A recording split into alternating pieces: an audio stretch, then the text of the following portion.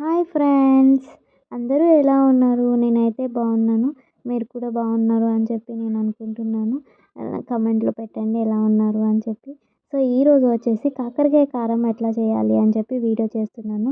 So first అయితే కాకరకాయలు తీసుకున్నాను. కాకరకాయలు తీసుకొని మంచిగా క్లీన్ చేసుకొని ఇక్కడైతే మేము దానిపైన ఉన్న గ్రీనిష్ కలర్ అనేది కొంతమంది తీసేస్తారు, బట్ నేనైతే తీయలేదు ఇక్కడ.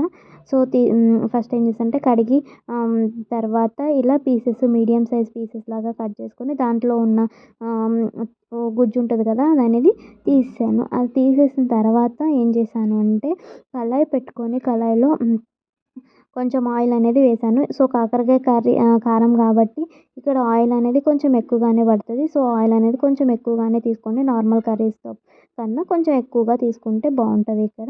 సో తర్వాత ఏం చేశానంటే ఇది ఒకవైపు ఫ్రై అవుతూ ఉంది, ఇంకోవైపు ఒక గిన్నె తీసుకొని దాంట్లో పల్లీలు అన్నమాట. పల్లీలు అనేవి ఇక్కడ నేను కొంచెం తీసుకున్నాను, ఒక హాఫ్ బౌల్ వరకు తీసుకున్నాను. తీసుకొని దాంట్లో కొంచెం అంటే కొంచెం ఆయిల్ వేసాను. కొంచెం ఆయిల్ వేస్తే ఏమవుతుంది, కొంచెం ఫ్రై లాగా అవుతాయి. సో ఈ పల్లీలు అనేవి ఇట్లా తిప్పుకుంటూ ఉండాలి మధ్య మధ్యలో. సో పల్లీలు బ్రౌన్ కలర్ వచ్చేంత వరకు వేయిస్తూ ఉండాలి. చూసారు కదా ఇక్కడ ఎట్లా కలర్ వచ్చాయి. సో ఇంకా కలర్ రావాలి యాక్చువల్లీ. సో ఇలా డీప్ ఫ్రై అయిన తర్వాత ఏం చేయాలంటే ఒక గుప్పెడు మినపప్పు అనేది తీసుకున్నాను. ఇక్కడ మినపప్పు కూడా కొంచెం తీసుకుంటే సరిపోతుంది. సో మినపప్పు తీసుకొని అది కూడా వే ఫ్రై చేశానన్నమాట. తర్వాత ఏం చేశానంటే దీంట్లో కొంచెం అంటే కొంచెం జీలకర్ర, హాఫ్ టేబుల్ స్పూన్ జీలకర్ర అనేది యాడ్ చేశాను. యాడ్ చేసి అది కూడా కొంచెం హీట్ అయిన దాకా ఉంచాను. సో మధ్య మధ్యలో ఇది హీట్ అయిన తర్వాత ఏం చేశానంటే మనం ఆల్రెడీ పక్కన పెట్టుకున్న కాకరకాయ ముక్కలు వేయిస్తున్నాం కదా, అది మధ్య మధ్యలో తిప్పుకుంటూ ఉండాలి, లేకపోతే మాడిపోతాయి. సో కొంచెం టైం అనేది ఎక్కువ పడుతుంది దీనికి.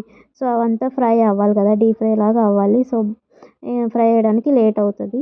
సో మీడియం టు లో ఫ్లేమ్లో పెట్టుకొని ఫ్రై చేస్తూ ఉండాలి. ఇవి ఒకేసారి హై ఫ్లేమ్లో పెడితే మాడిపోతాయి, అట్లాగే లోపల సరిగ్గా ఫ్రై అవ్వవు అనమాట. సో ఇట్లా చేసిన తర్వాత చూడొచ్చు ఇక్కడ మీరు ఇట్లా ఫ్రై అయ్యేంత వరకు ఉంచుకొని సైడ్కి స్టవ్ ఆఫ్ చేసుకొని ఇవి ఒక బౌల్లోకి అయితే తీసుకున్నాను.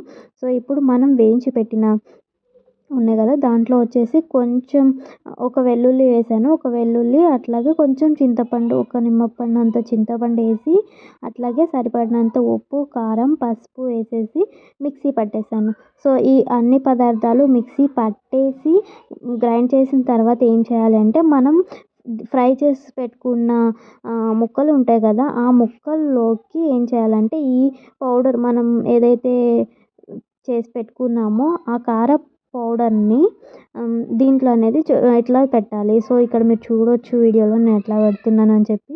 ప్రతి ముక్కకి ఇట్లా పెట్టేసిన తర్వాత ఇక్కడ ఏంటంటే కొంచెం కారపొడి మిగులుతుంది మనకి, అయినా కానీ అదేం మనకి వేస్ట్ అవ్వదండి. సో చేసిన తర్వాత అట్లా అన్ని పీసెస్కి పెట్టేసిన తర్వాత మనం ఆల్రెడీ ఫ్రై చేసుకున్నప్పుడు ఆయిల్ అనేది మిగులుతుంది కదా.